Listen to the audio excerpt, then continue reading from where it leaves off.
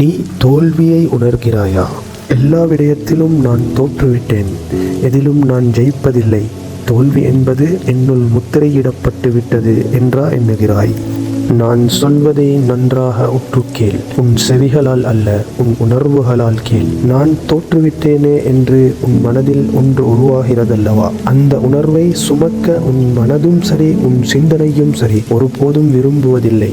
தோல்வி என்ற உணர்வை சுமப்பதே உன்னால் முடியவில்லை என்றால் அதனால் ஏற்படும் விளைவுகளை எப்படி நீ சுமப்பாய்? அதனால் நான் கூறும் அறிவுரையை நன்றாக உன் மனதால் செவிமடு. இன்றைய நவீன உலகை உன் கண்முன்னே கொண்டு வா. அனைத்தையும் பார், அனைத்து மனிதர்களையும் பார். யார்தான் போட்டி போடவில்லை? எதில் தான் போட்டி போடவில்லை? போட்டி போடாத எந்த விடயமும் இல்லை, போட்டி போடாத எந்த மனிதனும் இல்லை. இறைவனே கூறிவிட்டான், அல்ஹாகுமுத் தகாசுர் ஹத்தா ஸுர்துமுல் மகாபிர். சொத்து செல்வங்களை அதிகரிக்க வேண்டும் என்ற ஆசை உன்னை அழிவில் போட்டுவிட்டது. நீ கபரு சென்றடையும் வரை அது ஓயாது. நன்றாக கேள். நானும் நீயும் சிந்திக்க வேண்டிய விடயம் என்ன தெரியுமா? வரலாற்றில் அபாரமான வெற்றி கண்ட ஜெயசீலர்கள் எல்லாம் இன்று எங்கே?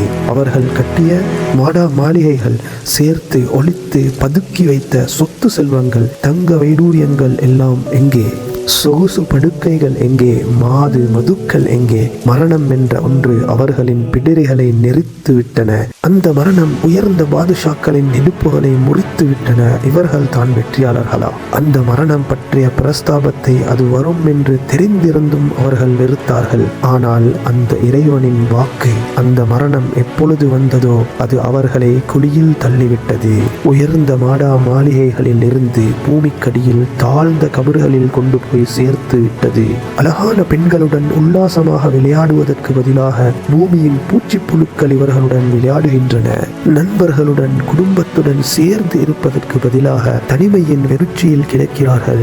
பலமான கோட்டைகளை கட்டி மரணத்தின் பிடியிலிருந்து இவர்களால் தப்பிக்க முடிந்ததா? அல்லது அதிலிருந்து தப்ப ஏதேனும் சூழ்ச்சிதான் செய்ய முடிந்ததா? அவர்களின் வெற்றிகள், பெயர்கள், இன்பங்கள் எல்லாம் இவ்வுலகோடு முடிந்தது. உனது நஃப்ஸை யோசிக்க விடாமல் உன் சிந்தனையால் அவசரமாக செயல்படு.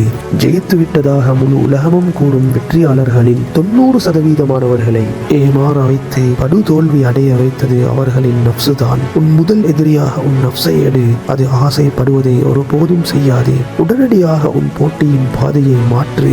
இதை கேட்கும் நீ சில வேளை வாழ்ந்து முடிக்கும் தருணத்தில் இருப்பாய், சில வேளை அரைவாசி வாழ்ந்திருப்பாய், சில வேளை வாழ்வின் ஆரம்ப கட்டத்தில் இருப்பாய். இன்னும் உனக்கு சந்தர்ப்பம் இருக்கிறது. எனவே இன்பங்களை எல்லாம் முறித்தெறியும் மரணம் என்ற ஒன்று உன் முன்னால் வரும் முன் அந்த மன்னரைக்காக சேமிக்கும் வழிகளை தேடி சதாவும் அதிலே ஈடுபடு. மன்னரைக்காக சேமிப்பவனே உண்மையான வெற்றியாளன்.